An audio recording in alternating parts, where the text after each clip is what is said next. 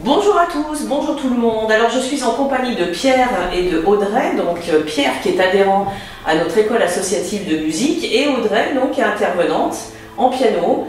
Alors je vais poser 2-3 petites questions à Pierre. Pierre, bonjour. Bonjour. Ça fait combien de temps que vous faites du piano, ou du moins à quel âge avez-vous commencé le piano? Et la particularité chez Pierre, c'est quand même que Pierre est malvoyant. Mais à quel âge vous avez commencé le piano? J'ai commencé le piano à 7 ans à Lille, quand on était à Lille, avec un prof non-voyant qui m'a appris le solfège braille, et donc après j'ai continué. Alors pourquoi le piano, Pierre? Pourquoi pas le violon, ou pourquoi pas la guitare électrique?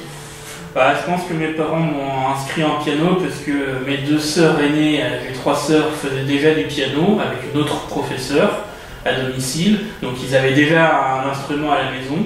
Et donc ils se sont dit en plus que c'était plus simple à commencer pour le piano parce que c'est un instrument où même si on n'en joue pas très bien, on arrive à faire quelque chose. Contrairement au violon, où c'est déjà plus C'est vrai qu'à l'entendre, c'est plus délicat, mais bon. Et puis on connaissait un prof non-voyant qui faisait des cours de piano et de guitare. Donc on avait cette opportunité-là. Je pense que c'est aussi pour ça que mes parents ont pensé que le piano, ça pourrait m'intéresser. Alors, ça veut dire qu'à la MJC, on peut effectivement faire du piano en tant que malvoyant. Après, il y a peut-être une particularité, Pierre, c'est pour lire les partitions. Comment ça se passe? Comment ça se déroule? Parce que tout le monde peut lire une partition, mais là, il faut la lire en braille. Et du coup, vous avez besoin de vos 2 mains quand même. Oui, j'ai besoin de mes 2 mains pour lire en braille, parce que je suis non-voyant et brailliste, donc que je lis le braille, ce qui n'est pas le cas de tout le monde.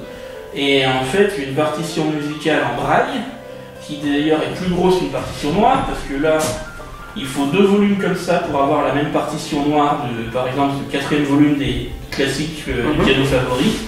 Et j'ai une partition qui va être...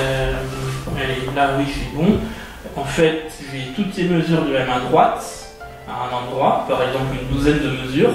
Et après, je vais avoir un signe qui me dit que c'est la main gauche, et je vais avoir les mesures équivalentes de main gauche. Alors tout ça mémorisé et ensuite appliqué sur le... Exactement. Bon, après, je fais par exemple 4 mesures par 4 mesures ou 2 mesures par 2 mesures quand il y a beaucoup de notes. Par exemple, s'il y a beaucoup de notes à jouer, je fais 2 mesures et puis au fur et à mesure, je les mets ensemble ou main séparée si c'est plus compliqué et puis j'apprends. Mais bien sûr, je ne peux pas lire ma partition et la déchiffrer en même temps que je joue. En même temps que vous jouez. C'est sûr. D'accord.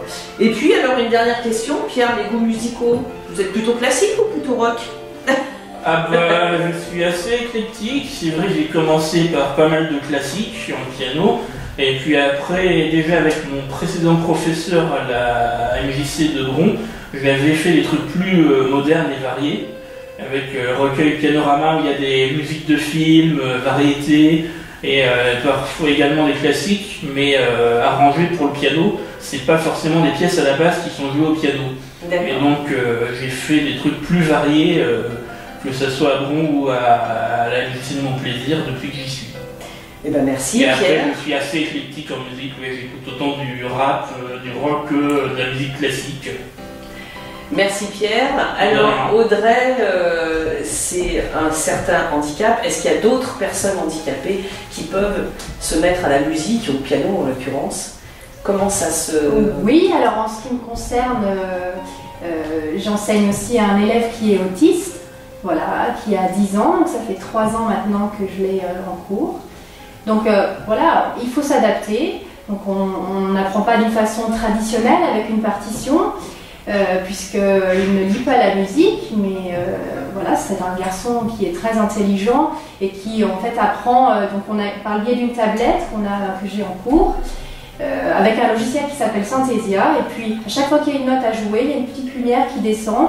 Donc vous imaginez que plus ça va vite, et plus les lumières descendent très très vite. Je suis vraiment très impressionnée par lui. Et voilà, il a une énorme mémoire, donc il a une grande capacité, il joue très très vite. D'accord, alors effectivement, chaque handicap, il y a une technique particulière pour... et est-ce que toi-même, tu as une formation pour... Alors non, je me suis documentée, j'ai lu pas mal de choses, j'échange beaucoup avec les parents, notamment au début, parce que c'était un peu l'inconnu. Et voilà. voilà, il faut être très à l'écoute, avoir beaucoup de patience. Et après, je pense qu'il y a l'amour de la musique aussi. Exactement, exactement. Et voilà, je trouve que c'est vraiment formidable que tout le monde puisse avoir accès à la musique, ça apporte tellement. Et puis voilà, en cours aussi, c'est un échange. Moi, j'aime beaucoup le contact avec les élèves, donc voilà, c'est très enrichissant comme expérience. Merci Audrey, alors, je pense que vous allez nous jouer un petit morceau, on va pas se quitter comme ça. En tous les cas, quand on dit que la MJC Mon Plaisir est accessible à tous, je pense que voilà, une preuve vivante, hein, c'est une preuve vivante qu'on puisse accéder à la musique même avec un handicap. Alors vous allez nous jouer quoi? C'est une pièce à 4 mains de Maurice Ravel, donc un recueil de 5 petites pièces enfantines, Manervois, et on va jouer la première pièce. Voilà. Et ben allez, c'est un 4 mains. Oui. On les écoute. Oui.